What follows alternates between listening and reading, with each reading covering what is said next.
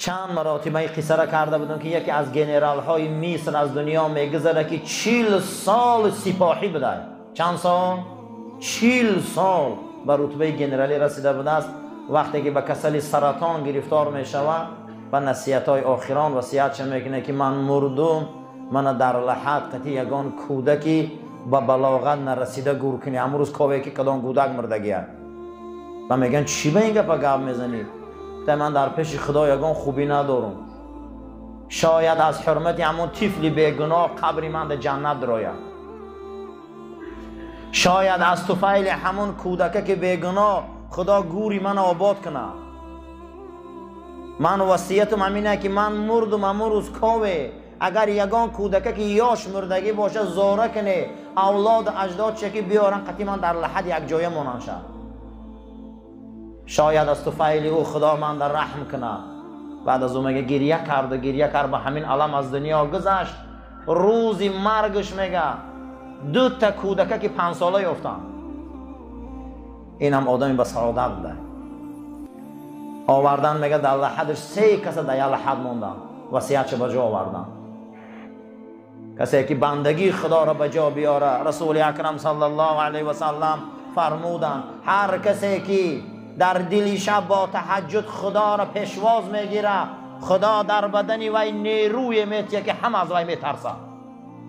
صحابه به این نیرو همه را میترسون. از خدا ما یقین طلب کنیم.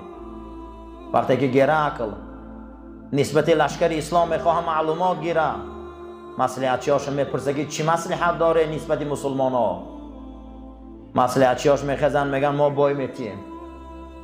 میگه چی اینقدر شما میترسه این بیابان گردا؟ شما چی میترسه این پلوچکا؟ چی دیده؟ با 4 تا شترشون ما رو شکست میتین؟ با 2 دانه اسبشون ما رو شکست میتین؟ این ویا زیره ندارن. این ویاش یراقی خوب ندارن. شما چی میترسه این ویا؟ میگه نه گو ویا یک چی دارن. گو چی ایو؟ گو همین قهک شمشیر در دستشون ایو؟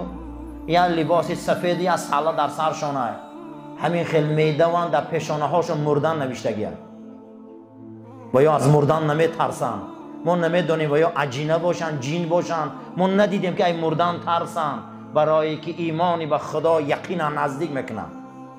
میگه ما از همین میترسیم که و مردن میترسن. ما ای مردن و یا طرف مردن میدوان میبیاین.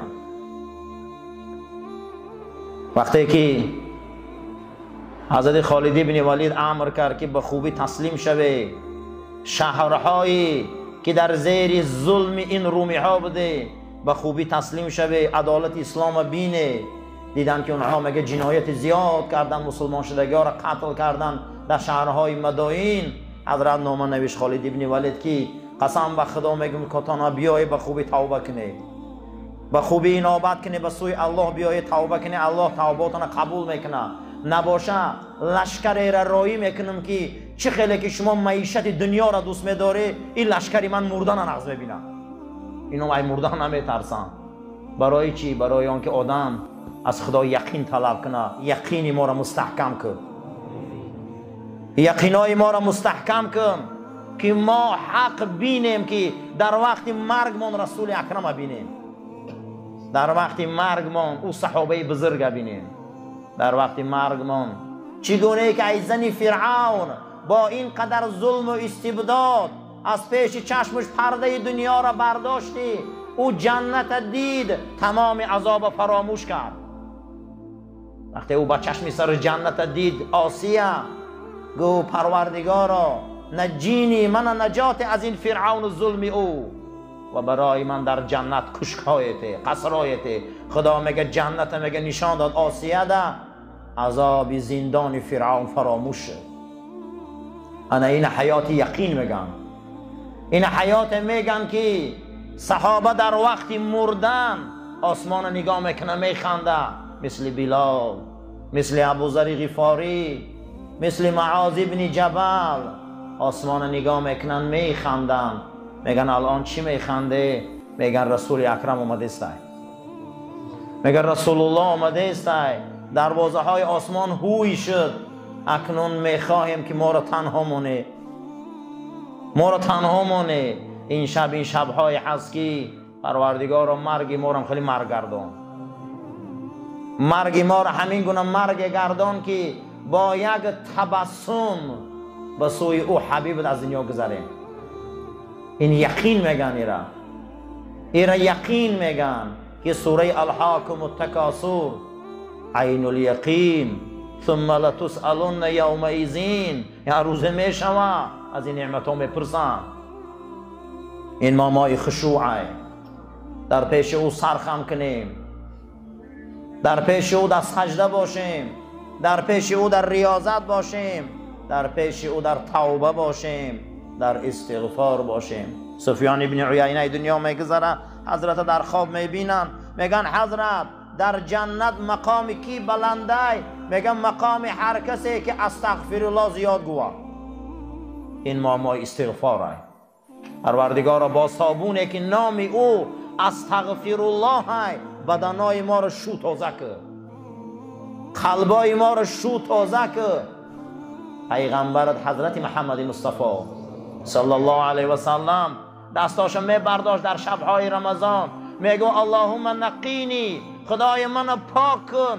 چگونه با آمدن باران سنگا رو پاک میکنی؟ چگونه با آمدن باران بیابان تازه میکنی؟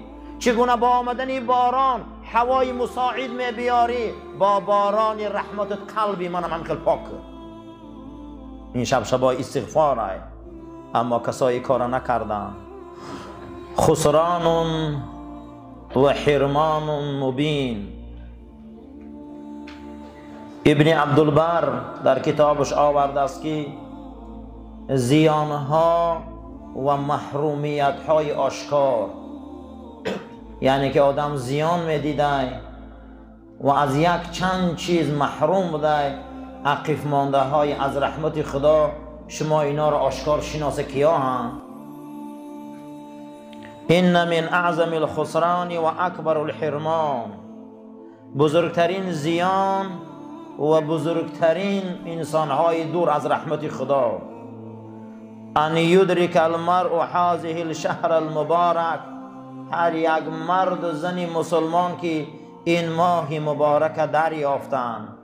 نام این در کتاب تورات و زبور و انجیل شهر المغفره آمده بوده، ماهی پاک کردن گناه ها. کسی این ماه دریافت، هر مرد زن، فلا تغفر له فیه ذنوبه، لیکن یگان مراتب از خفای گناهاش نشد که خدایا گناهای من بخش. یگان بار نشش گناهاش فکر کنه. ولا تحوط عنه خطایاه، خطاگیاش تازه نکرد. لکثرت اسرافه، زیرا که با وقت نداره، زیرا این که با این وقت نداره. 11 ماه کار کرد، با این آدم با وقت نداره، با این وقت نداره. و عدم توبته، یک بار کلمه توبه را در زبانش نیاورد. و ترکه فی هذه الاوقات العطرتی، ترک کرد این وقتهایی را که از تمام دوخی های دنیا خوشبو بود. والایام الفاضلتی، روزهای با فضیلت بود. الاقبال علی الله بالانابه، باید پیش خدا می آمد که من انابت کردم. انابت چی را میگن؟ ما در قرآن چند نمود قلب داریم.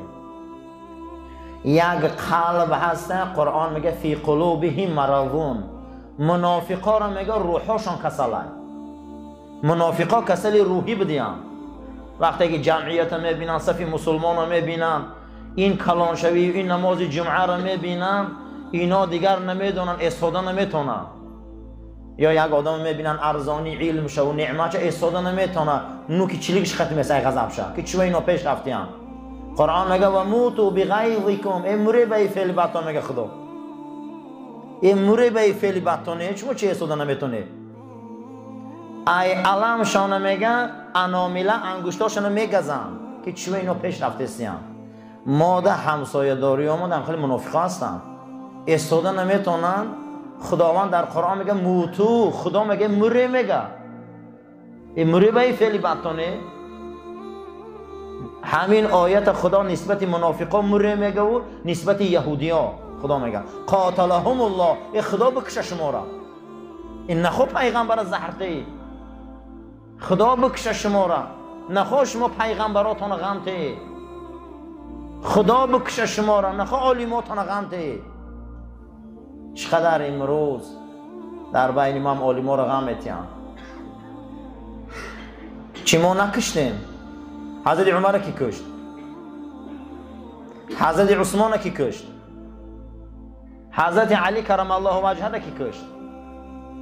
حضرت حسن کی کشت؟ حضرت حسین در کربلا کی کشت؟ کی کشتی یارم؟ همش مسلمان کشت. قاتلهم الله، خدا میگه خدا کشه شما رو به فلاتون. امروز چقدر با علمای ما رو میکشن و نابود میکنن. برای همین ما در قرآن قلبی منیب داریم. ما در قرآن چی گفته؟ قلبی منیب داریم. منیب چی بده؟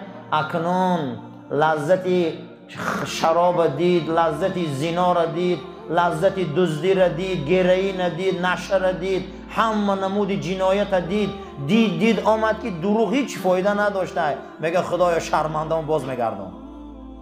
ایره قلبی چی میگفتیم؟ منیب. پروردگار من فهمیدم که همش دروغه.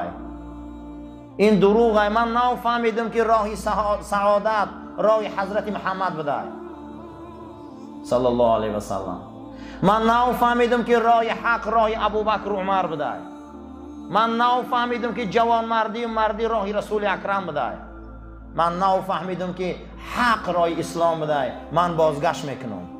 میگه این ماهی هست که شما انابت کنه، بازگرده و رجوع به سوی رحمت خدا بیایه.